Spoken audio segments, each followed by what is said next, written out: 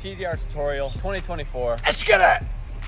It's about to rain, I can feel it. So the Touchdown Raiz is by far the most effective setup in tricking. However, I can say the effectivity of this setup comes at a cost. It might miss us. I don't see the problem. One thing I've noticed coming up in parkour is that people learn and comprehend tricks differently. So today I'm gonna bring you 2 different ways to do a TDR depending on your learning style. And hopefully, if all goes well, we don't get rained on. All right, so the first method to learning a TDR is to just kind of start throwing it. For this, you're gonna wanna learn what's called a cheat setup. You're gonna start like you're about to do a cartwheel, and instead of putting your hands down, you're gonna wind them back, take your back leg, switch it with your front, and drive that back leg around your backside to do a full twist. So a cheat setup looks something like this. You're gonna wanna repeat that. The steps are a little weird. Make sure you have them locked down. Now that you've got them locked down, start getting them lower and lower to do a rise and put that hand out. Should look something like this. A lot of people say learning a rise is necessary, but it's not. Worst case scenario, it rains now. So doing the cheat setup should give you a good understanding of how the footwork works in a TDR. A big thing I want you to worry about when you're doing this cheat setup with your arm out is to keep your fingers pointed inwards. So when you hit the ground, your arm bends like this naturally and not like this, and you end up taking an injury. I've seen it happen before. So right now you're doing a Touchdown Raiz. It just looks like shit.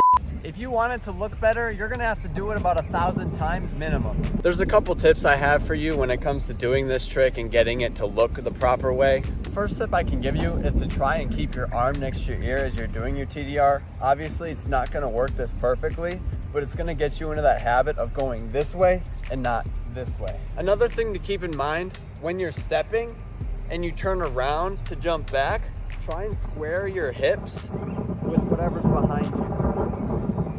I'd want my hips to look at you first before I jump and kick back. And like that last tip kind of just told you, you want to drive this back leg straight into the sky. You don't want to kick over to the side, straight back. Hey, that's pretty much your TDR. The sun's coming out. Things you want to remember as you're refining your TDR is that it's not a flip. You got to stay low and close to the ground when you do it.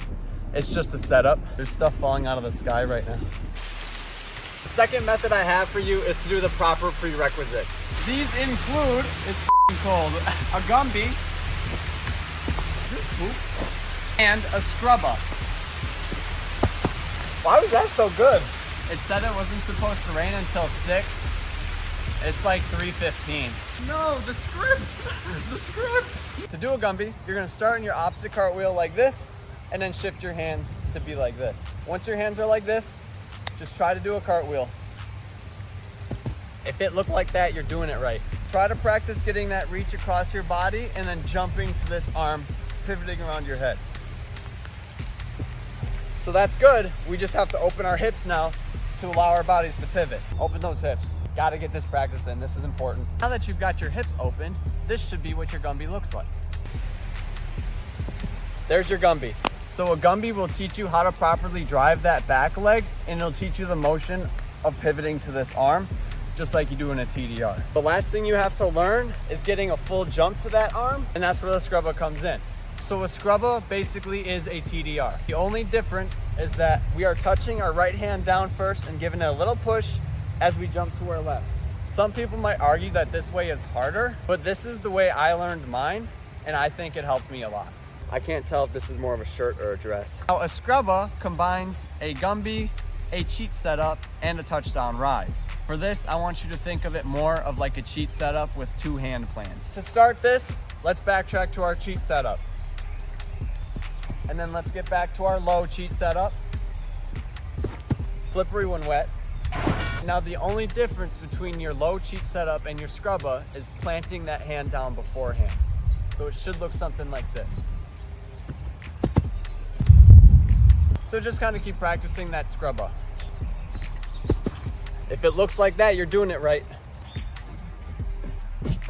All right, now let's set up like we're about to do the scrubba but miss that front hand. A big tip I have for this is to swing your arms in a big circle when going into the trick, but you just graze the grass, you don't touch it at all.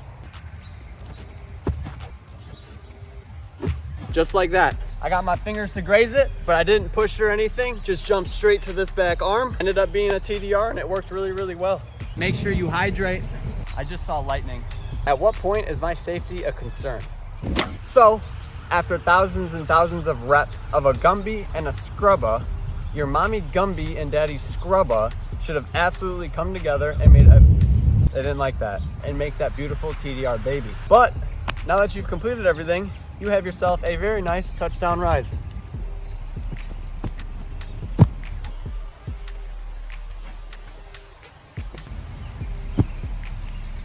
I want you guys to keep in mind that this setup is extremely difficult to learn, as I said in the beginning. However, this tutorial made you laugh or helped you learn anything, please like, subscribe, and leave a comment of the next trick you want to see a tutorial on. I'm willing to do anything that I have the means of doing. Please don't make me teach you a full on the ground. Anyways, I love you. Goodbye. Stay safe. Oh my God, I'm stuck.